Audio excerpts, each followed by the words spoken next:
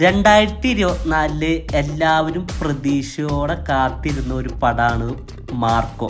ഉണ്ണി മുകുന്ദൻ അഭിനയിച്ച് ഹനീഫദേനി ഡയറക്റ്റ് ചെയ്യുന്ന പടമാണ് മാർക്കോ.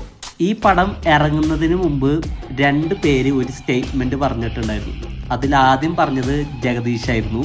മലയാള സിനിമ ഇന്നേ വരെ കാണാത്തത്ര വയലൻസ് ആണ് ഈ സിനിമയിലുള്ളതെന്നാണ് ജഗദീഷ് പറഞ്ഞത്.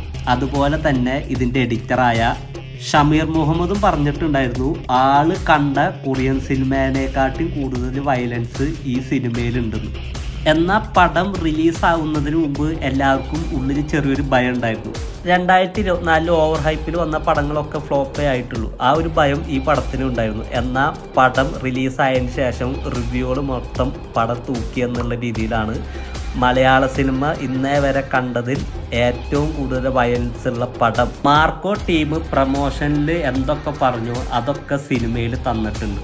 മാർക്കോ ഈ കൊല്ലത്തെ നല്ലൊരു തിയേറ്റർ എക്സ്പീരിയൻസ് പടമാണ്. ക്രിസ്മസ് ആര് കൊണ്ടുപോയി എന്ന് ചോദിച്ചാൽ ഈ കൊല്ലം ഉണ്ണി മുകുന്ദനും ടീമും കൊണ്ടുപോയി.